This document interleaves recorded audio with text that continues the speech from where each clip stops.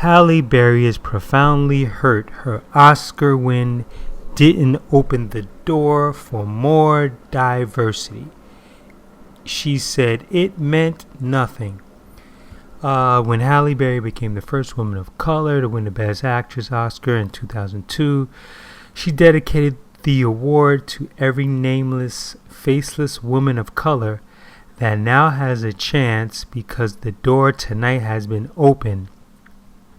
But over a decade and a half later, no other woman of color has taken home the statuette for that category. Looking back at her win and lack of progress since, Berry told Teen Vogue, the fuck is she in Teen Vogue for? That what felt like a major milestone. Okay, basically she probably was supposed to be in Vogue, in the actual Vogue magazine. They probably had someone else bigger and better, so they probably put her in Teen Vogue, and then decided, hey, someone caught up to speed and saw her, saw an opportunity for a soundbite. So anyway, okay, yeah, she recently told Teen Vogue that what she felt like a major milestone now feels meaningless. Troubling to say the least, adding that the 2015 Oscar race, in which no actors of color were nominated for major awards, was probably the lowest professional moment despite her acceptance. Berry now thinks, wow, that really meant nothing. It meant nothing. I thought it meant nothing. I thought it meant something, but I think it meant nothing. That feeling, she said, left her profoundly hurt. I already said that. It inspired me to get involved in other ways, which is why I want to start directing. What, Traffic? Okay. Yeah, and want to start producing. Well, okay. Alright, I didn't read this whole article, but now, yeah, you right into my motherfucking trap. I want to start being a part of making more opportunities for people of color, following the controversies surrounding. Oh yeah, that's the Oscar so black shit. All right, let's just jump into this. Okay, I've had a fucking issue with this ever since she won the Oscar, and the reason is, hold on, give me 1 second. Yeah, I didn't have my shit together because I just had this idea actually. To do this. Give me 1 tick. I am trying to. I want to play this acceptance speech of hers. A tidbit of it. And the Oscar goes to Halle Berry. Okay, so I'm just gonna fast forward because I know she's gonna do the whole crying thing and the blah blah blah blah blah. Okay, here we go. I want to move it up a little bit more. This moment, so much bigger than me. This moment is for Dorothy Dandridge, Lena Horne, Diane Carroll. It's for the women that stand beside me.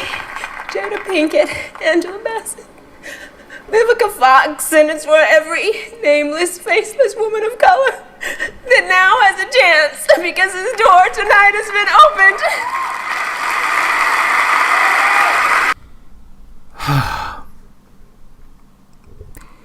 This, I've been telling people this like a while ago. This shit is all Halle Berry's fucking fault. And I'm of course gonna explain why. So all this about, oh, I need to give him opportunities. This is what you were supposed to fucking do the year that you won the fucking Oscar. Denzel is probably about 3 people, as far as I'm concerned, to my knowledge, that are actually passing the baton. Denzel's one of them. Quietly, I know Eddie Murphy's another one. Quietly. I had the other person in my brain, but now it's gone, so we're just going to move on. When Halle Berry won her Oscar that year, I believe her follow-up film, or one of them, I mean, we know it was Catwoman, but she also was in that James Bond film when she comes out the water and everyone's going crazy. Her character's name was Jinx, and at one point they were going to do a Jinx spin-off for her, because, you know, now she has the Oscar, she's the big shit on the street, whatever. But also, Halle Berry had the rights to do a remake for Foxy Brown. I might have even blogged about this as well. For Foxy Brown, which now is becoming a TV show with Megan Good, who I feel that's going to be fucking, I just think is going to be, that's miscast in my opinion, but I don't know what angle they're going on, but let me just stay on track. So yeah, so she had the rights to to remake Pam Grier's Foxy Brown. Now my light bulb goes off when I hear this. I'm like, oh wow, this is a perfect opportunity, because you shouted out Vivica Fox. Great marketing opportunity to put Vivica Fox as Foxy Brown. That shit sells itself if it's a great script, right? My vision was, alright, so this is what you do. You have a sit down with Pam Grier, right? And you have a sit down because she's connected to one of the coolest screenwriters, I didn't say the best, I said one of, you know, who's also a filmmaker. His name is Quentin Tarantino.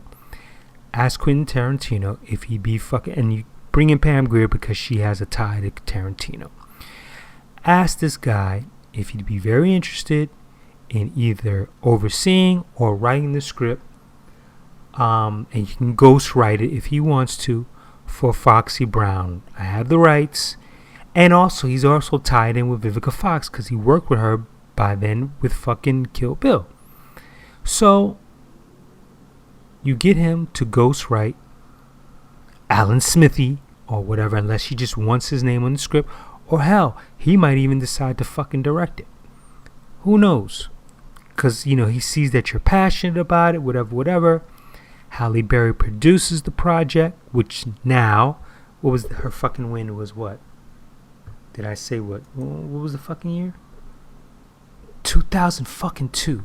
It's 15 fucking years later. And now you just decide, oh, I should start producing and directing. Okay, so now you produce it. You pass the baton to Vivica Fox. And I don't know who else is going to, because I really don't remember Foxy Brown that well. But, oh, also, that was the other idea I had too, was that you get hip-hop artist Foxy fucking Brown to do tracks for the fucking thing. And she really needed it then, and she really needs fucking to get her foot back in the door now. And she's been starving to get her shit back in. So now you'd have hip-hop artist Foxy Brown, you'd have Vivica Fox, and you'd have Pam Grier somewhere in between there. And then if you can get Tarantino, and even if you can't get Tarantino would probably know someone to say, you know what, let me make a fucking few calls. Knowing Tarantino, what I read of him, and if he's into some shit, he'll even give fucking notes regarding the direction that you're going to go in. You know, because that's his fucking era. That's his fucking get down. He might have even said, you know what? I can't write this. I'm doing whatever.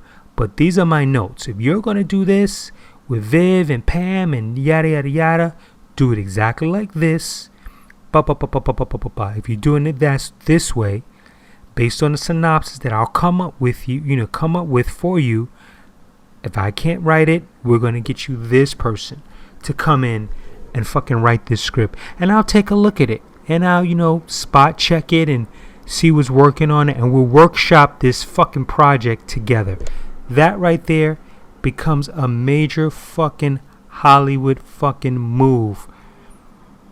And like I said, Denzel Washington's the only fucking person that creates fucking talent.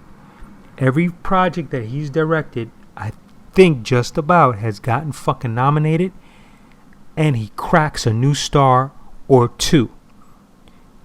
He's the one who discovered Derek Luke, Antoine Fisher. And I can, if I look at the dossier for that, there's probably more people. I can't remember the cat's name. The one who did Nate Parker. Pop Nate Parker's career in fucking Great Debaters. Also, he wanted Don Cheadle to be the lead in the Great Debaters because he enjoyed working with him on Devil in the Blue Dress. He wanted him to be the lead in this film, and there was a fucking tug of war with him and Harvey Weinstein, just trying to get that film made, to the point that their mothers, so the story goes, their mothers had to call one another to get this shit, to get the deal done. So Harvey's mom talked to Denzel's mom, and then they talked to their respective sons, and they ended up getting the deal done.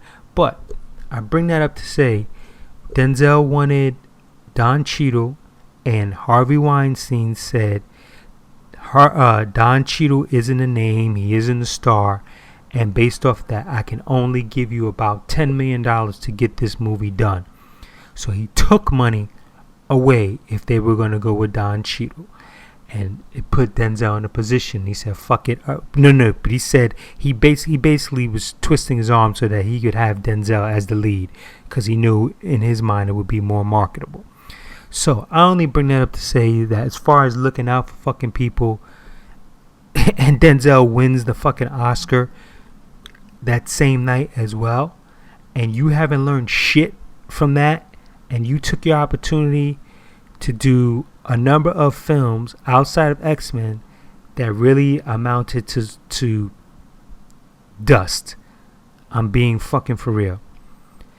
So now we go back to my idea. You workshop this whole fucking thing.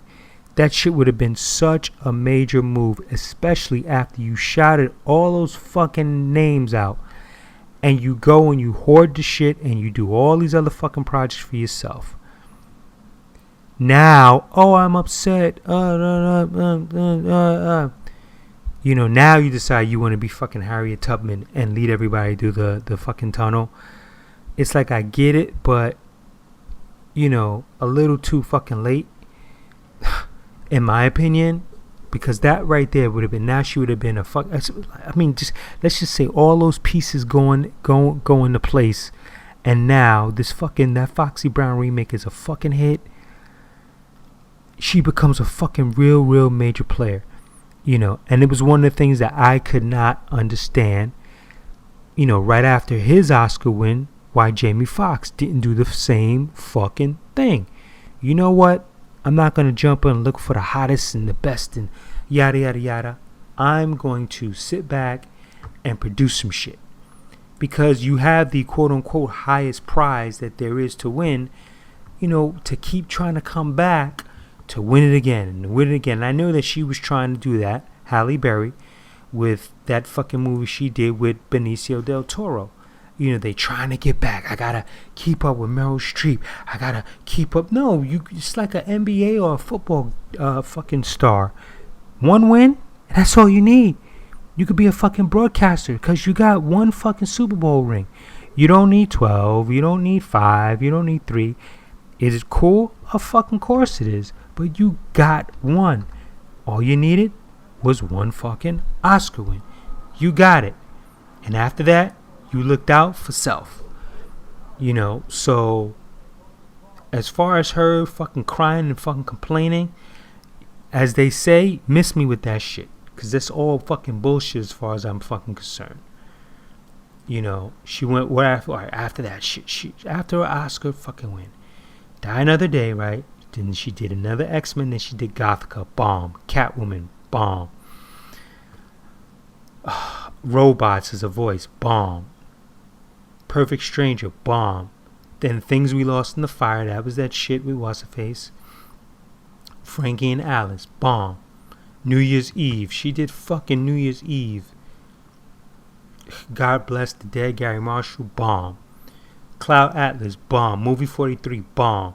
The Call. Bomb. Well, that was decent, and I enjoyed it, but it did some decent numbers. It did. I remember it had a decent, I think like 20-something million when that came out. I remember that. You know, so it's just been a shitload of just actually she's trying to crawl herself out the fucking pit because now she's got the fucking Kingsman, because the X-Men have been keeping her afloat, you know, as far as, you know, name recognition, star recognition. And if the Kingsman is a hit, depending on what her part is, you know, then she's again keeping herself afloat. Kidnap, I saw that shit. I fucking walked out on it. Because it was just stupid. That's a whole other side story. So, you know, as far as the I'm so sad and da da da, you had your fucking position to play in it and you fucked it over. Now, the other part of that whole systematic Oscar shit, I recently found out that studios fuck up a lot of shit too, because when they campaign, they can decide who they want nominated for best actor and actress and whatever. And I don't know the studio. I'm not even trying to look for it. I don't know if the Weinstein, whatever the fuck, but Viola Davis last year should have won best actress. I don't know why they didn't lobby for her as best actress. She is the lead, the only fucking lead in that, next to the little girl who's a co-star. She gets put into the best actress category, and old girl does not win it for La La Land. And I was watching something on Collider, and she is, damn, I'm just spazzing on this name. The actress that won it, it'll pop up in my brain. That won for La La Land. The one who's Michelle Monaghan's like little Monaghan's little sister. It's like I see her face too from Spider-Man shit.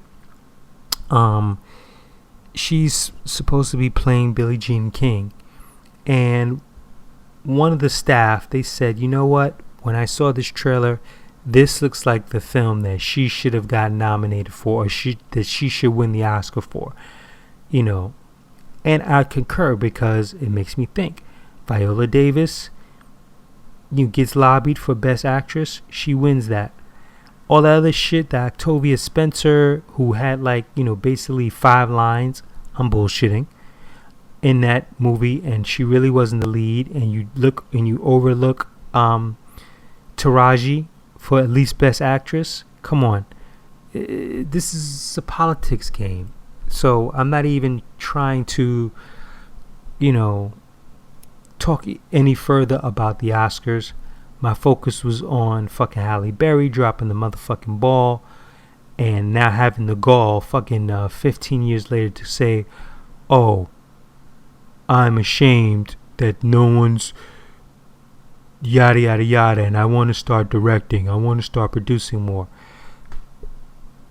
For starters, I think you should. Never mind. I'm not gonna even go on. Margot Robbie is already setting herself up to produce projects this early in her career, or at least the audience knowing who she is. And I believe Jennifer Lawrence, and they're both barely 30, wink wink, if that. And Jennifer Lawrence has an Oscar. I'm sure they're lobbying for Margot Robbie at a certain point, but whatever. I'm going to transition right now, because I'll probably burn the ish out of that bed.